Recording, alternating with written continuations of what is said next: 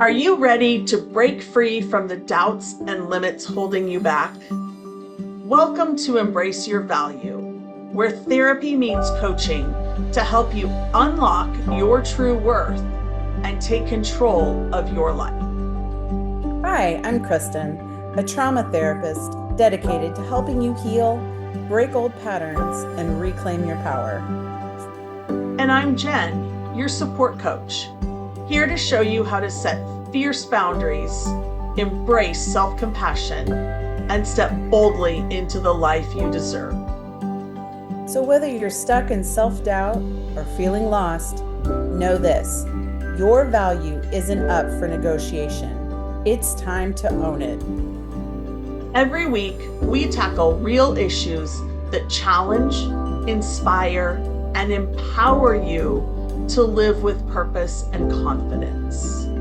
So, grab your favorite drink, take a deep breath, and let's get started. Because you're not here to play small. It's time to embrace your value. Welcome back, and thank you for joining us again for another episode of Embrace Your Value. Today, we're going to talk all about self-worth and really dive into what it is, give some real life examples from our own lives and from some of our clients on what that looks like. And we would encourage you to take some time and do the work for yourself as well. In the show notes, there is a link to a PDF that has some journal prompts for you to use. If you are someone who likes to journal and likes to write everything out, I really encourage you to use the ones, there's a lot of them. So use the ones that speak to you, that really resonate with you in the moment that you're doing them. If you're not somebody that likes to journal, but you usually verbalize everything, like you process verbally, pull out the notes of your phone and say the journal prompt and then just say what comes to you. I actually have found that this works better for me other than hand to paper journaling, because sometimes I get caught up in what I should be saying versus if I'm just being verbal, I will just spew the words out. So if you find that that works better for you, that's a really great practice. There are also some affirmations in there for you to use. I love to use affirmations on a daily basis. And one of the things that I do with them is I will again record them in the voice notes of my phone, and then I listen to them on repeat. And this way I'm hearing them in my own voice. My brain hears it that way, and it's more likely to believe it quicker. So that I found that to be kind of a little shortcut for affirmations. So just for your knowledge there. So let's talk about self-worth and what that really looks like. So Kristen, tell me some thoughts that you have around self-worth and sabotage, like self-sabotage, and how those kind of go together, what you find with some of your clients. Yes, I hear this a lot in the office is I'm self-sabotaging, or I notice that when I'm starting to feel like I'm getting ahead in life, then I take, two steps forward and three steps back. It happens a lot with addicts. I work with a lot of addicts. So that's one of those things. I think that's just some of that's a natural part of learning and growing, and we have to make mistakes in order um to figure things out. I mean, if we just were handed all the answers, then there wouldn't be a lot of learning or growing to do. So I think that like ways that like I have sabotaged myself when I have not, when I've been feeling like not quite good enough is I'll get into a place where I start saying to myself, like, you can't do that, or you'll never be able to. And that's that negative self-talk that gets into our heads, that really, like you were just saying, hearing your voice with your affirmations from the recording, when we're hearing our voice in our heads, it's even more powerful because it's like it's on this loop, this constant loop. And we can call them intrusive thoughts if we want. We can call them perseveration. Like, it's just this over and over message, this subtle message in our head that you're not good enough, you can't do it, you'll never make it.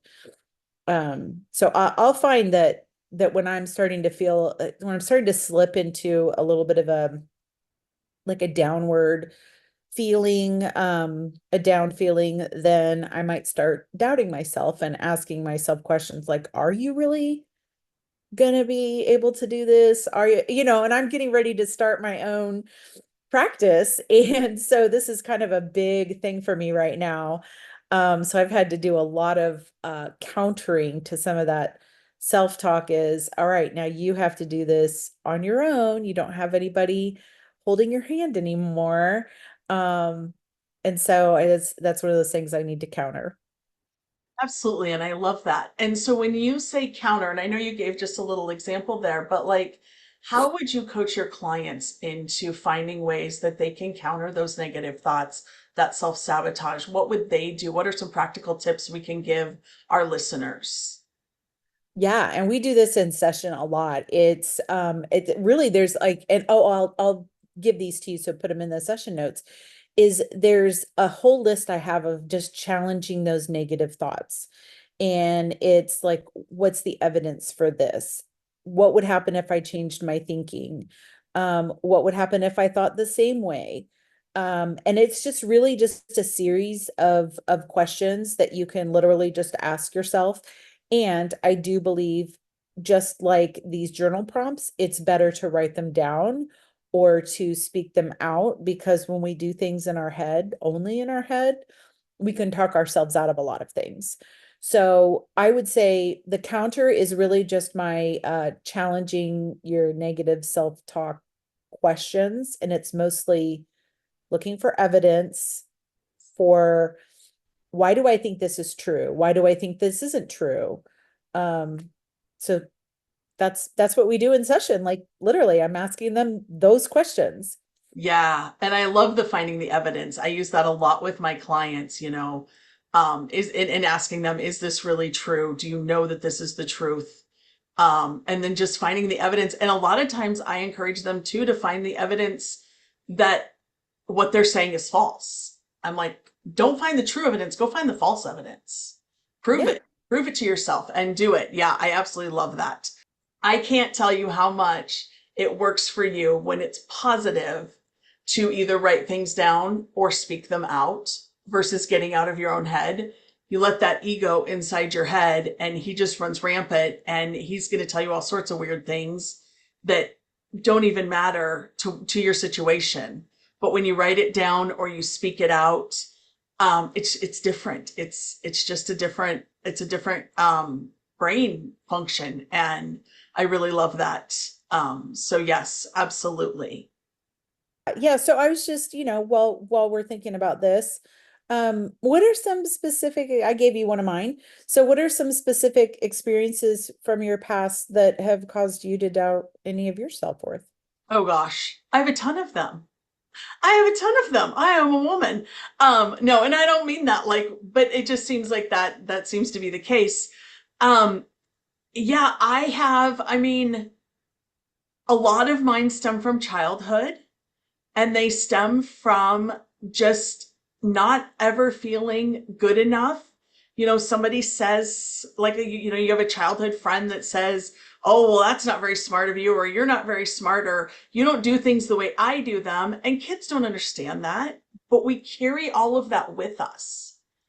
And so, one of the things that I really teach my clients around self worth, self doubt, all of that is when you're thinking about it, what's the story that keeps popping into your head? What's the story from when you were a child? So I have a very specific childhood story that most of my followers and listeners have heard, but it's about a really good friend at the time who just spent a lot of time reminding me that I didn't go to the right school, that I didn't have the right religion, I didn't go to the right church, that I wasn't as smart, but I was 18 months younger than her and I was 2 grades below her. Mm. So here's the thing, I wasn't meant to be. I wasn't supposed to be. But and it really did cause me. She would tell me things like, it's okay that they get to do that because you're my best friend and that's kind of your prize for hanging out with me. And like she would just, I don't know, it was this weird dynamic. And I actually had a really brilliant coach challenge that story the other day. And he said, what if so, like, I always assumed that she was hearing these things from other people, like, my religion wasn't the same as hers. And so she was hearing from like either people in her religion or her family that we weren't as good. But he said, what if she was hearing how great you were as a kid and it was making her feel inadequate? So she was turning it around and taking it out on you. And I never came to that conclusion on my own.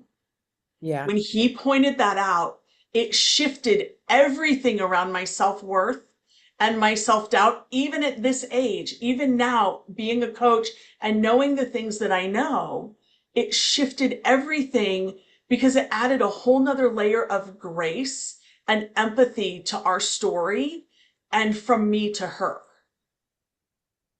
Because now I can look at her through different eyes and different lenses and say, oh my gosh, that must have been really hard for her. It was never about me. It was probably always about her. And that's the thing I'd like to encourage you guys to think about as you're doing the journal prompts. What is it that you're carrying that's holding your self worth that isn't actually even about you? That it might be about somebody else that you're carrying around with you, because that happens a lot too. So that was a really great question. Thank you for asking that. Yeah, and I just like to second what you're saying is I spend a lot of time with clients talking about messages that they've gotten from other people, whether it be parents or friends or religious mentors or anything like that is and like you said, not every message is about you that you hear from these people. Sometimes it's about those people's own inadequacies and that either they just don't know how to deal with them or they just don't know any better. And so they then put it on somebody else. Yeah. Yeah, absolutely. So let's talk about this. Do you have clients that feel this way, or maybe you have felt this way, that um they feel really unworthy when they fail at something? Like, how do you help them get over that, or how do you yourself get over that? Because I know that's a huge issue for people. Yeah, I do hear that a lot. And what I'll say is about failure, and this took me a long time and a lot of therapy to really nail down in my head, is that failure isn't always bad. Like there are some things we can truly fail at. Like we take a test. Let's say my son just got his driver's license or his learner's permit. And so I said, I'm going to send you to a driving school so that you can be able to take the test, the actual written test, before you have to do the driving test. Because when I was a kid, we had to do them at the same time. So he did. And I said, hey, did you pass? And he said, yeah, I passed. And I was like, great. He goes, well, was there a possibility for failure? And I said, well, the school does guarantee a pass on it. But yes, like I probably failed my written test. I don't know, maybe one or two times. I can't remember. Um, Things were really different back then. But what I found out was I then learned which questions I got wrong and then made sure that those are the things that I studied for. So even though it was considered a fail, we have a very black and white dichotomous society where you either pass or fail without definition of what either one of those things looks like a lot of times. Um, so I think that I've just learned to see failure as a growth potential. And when we get out of the shame of thinking that we failed, and a lot of times that failure really isn't even about the thing that we're doing. it's about we feel like we're disappointing someone or we're disappointing ourselves or there will be judgment or whatever your narrative, your self-talk is in your head, in the story like you were talking before. What's the story in our head if I fail and it's that I've let somebody down or I've let myself down or I've let my family down? And that's really the hill to climb.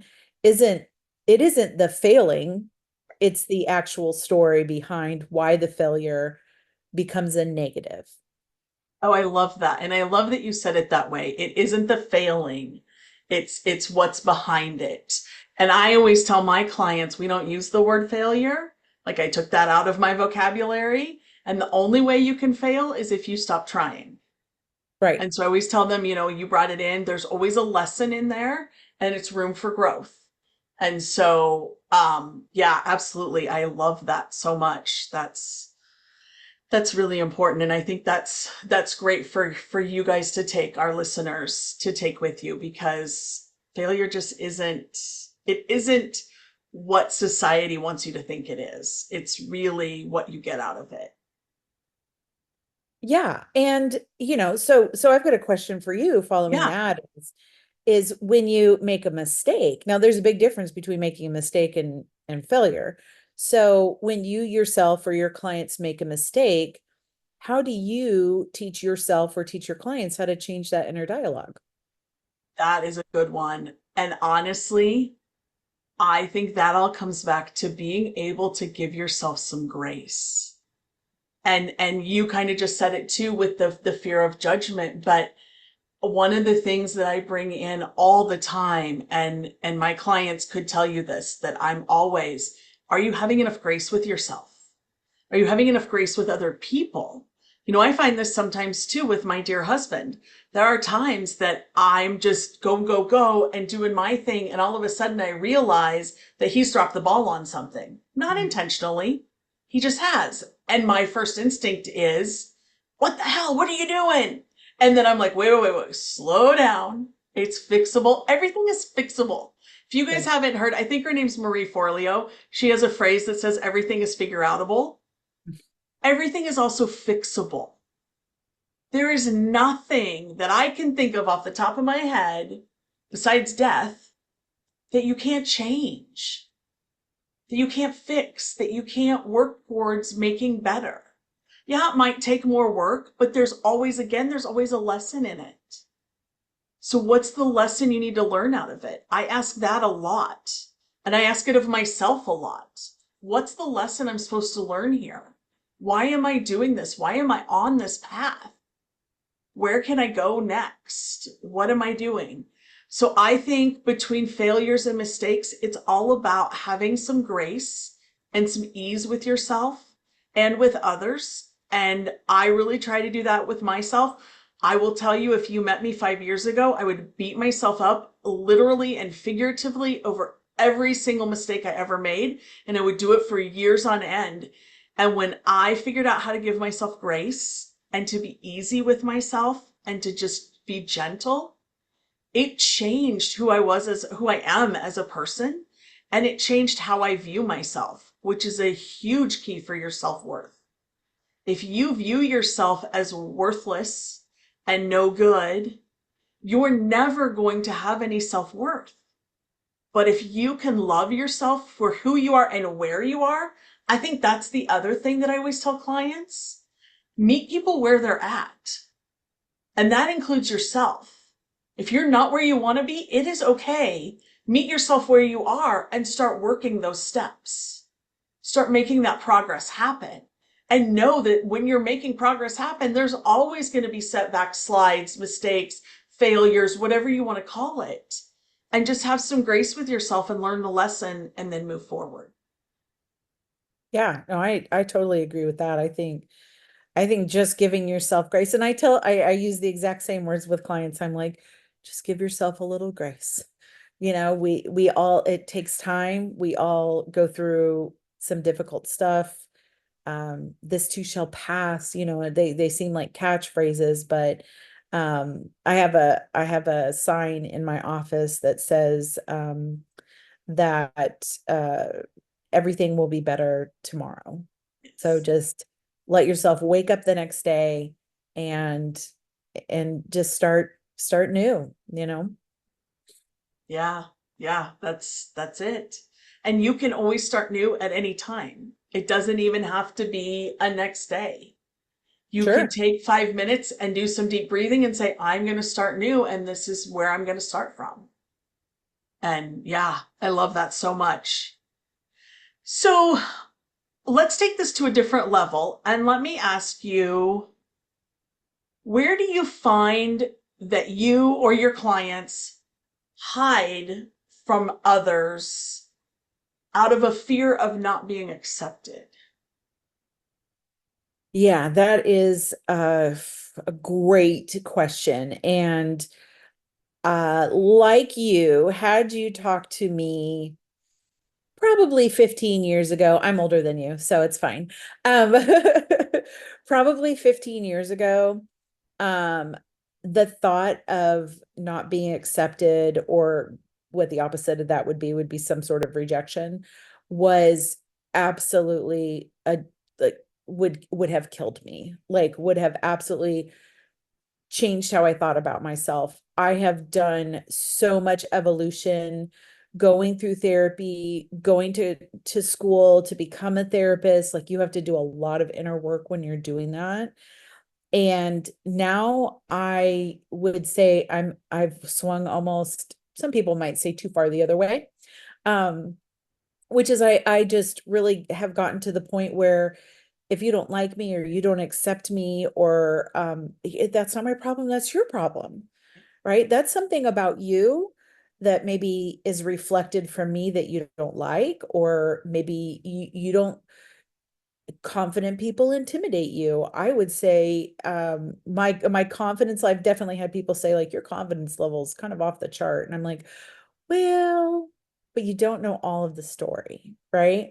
You don't know what it took to get here. You don't know all of the things that had to happen to me before I became this person. And that's one thing I do try to relay to clients, is that like you see this version of me, and this was not the version of me that was in my 20s or even my early 30s. This is the version of me that's gone through a whole lot of stuff, done a whole lot of things, made a whole lot of mistakes. So I don't know that I necessarily hide parts of myself, but because I'm pretty open with my clients, because I want to seem like a real person. Kind of like today, like I look a little different today because I just washed my hair and didn't put any makeup on. I got my Chief shirt on today because, go Chiefs. Um, but I just want people to see me as like a just a normal everyday person. So I don't do a lot of hiding. I think that I may not tell people, even like in my personal life, I may not tell people the bigger things, or the things that I don't know, not that I'm ashamed of, but just that maybe I just don't think people necessarily need to know. Um, and it's not out of fear of being accepted or not accepted, because if somebody asked me a question, I'd answer honestly. But I think clients do a lot of hiding, especially the high level, um, high performers, typically women, unfortunately, is they'll hide their strength. I know that sounds weird, but they'll hide their strength because society says that, or has historically said that women be small, be demure, be less than. And so I think that's the pattern I've seen, is that they don't always feel they can bring their inner strength out. Maybe they can at work, because that's their job, but then they're the opposite at home, where they're very quiet or they're very reserved. Yeah, I would totally agree. I think that's all really great. Yes, thank you for sharing that. Yeah, good. Well, if you're good, well, like one thing I'd really like to talk about with our Yeah. listeners is building self-worth, right? Yeah.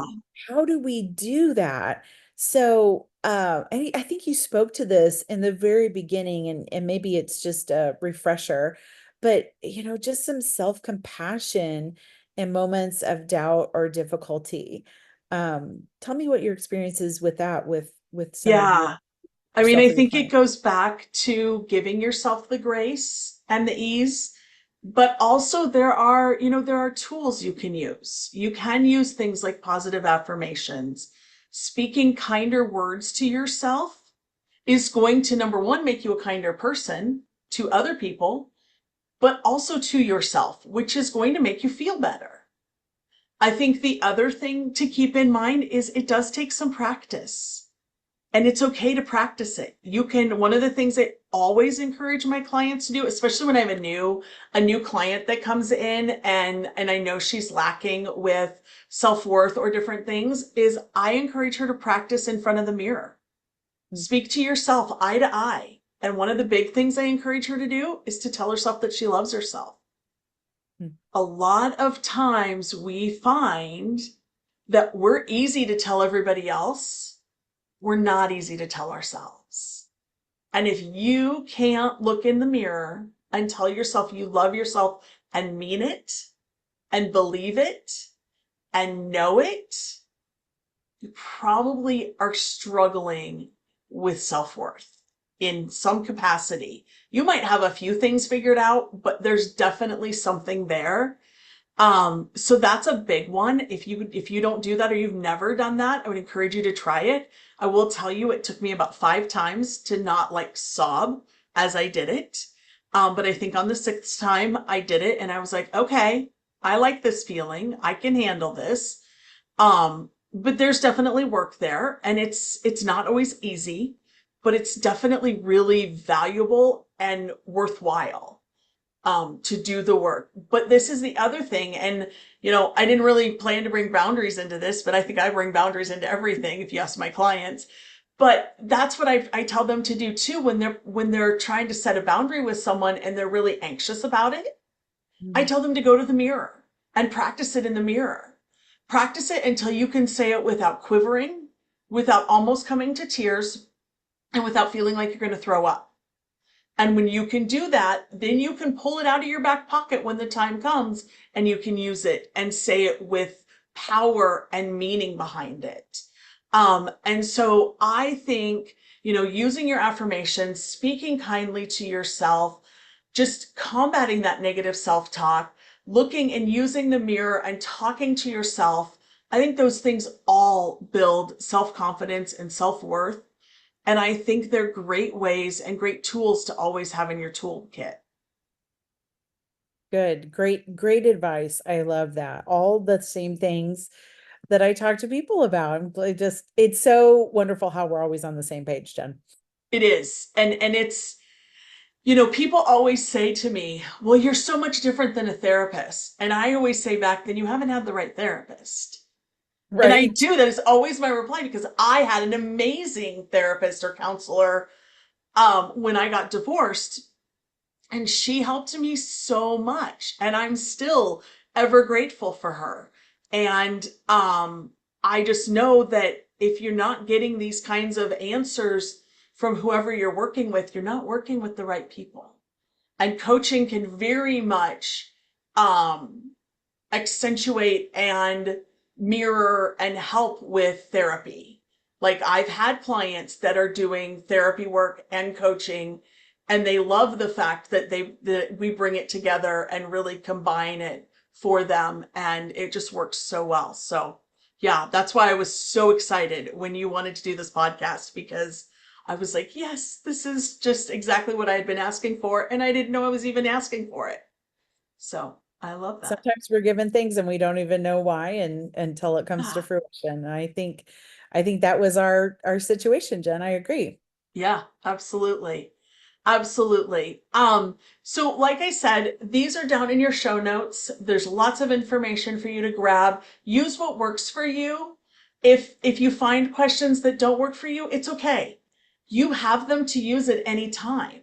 So one of the things I have found is that sometimes I'll look at a journal prompt or I'll read an affirmation and I'm like, yeah, it doesn't really fit me. But I might come back to it in a few months or even a year and be like, oh, that really resonates now. Because I'm in a different headspace, I'm in a different place, and I've grown. I've done the work and come to it. So don't feel like you have to answer every single question and you have to know everything, because you don't. This is just a tool for you to use, and you can use it daily, weekly, monthly, yearly, however it works best for you. But I would encourage you, if you struggle and you're like, I can't answer any of these questions, or nothing's coming up for me, or nothing of this works, shoot us a message. Reach out to us and let us have a conversation with you, because we would love to do that and we would love to be of assistance for you. And we may even be able to help you get to that next step where you can come back and answer some of these questions. And it might be easier than you're thinking. It might take a lot of work, but it could be very simple, and it could just be like a small shift that you need.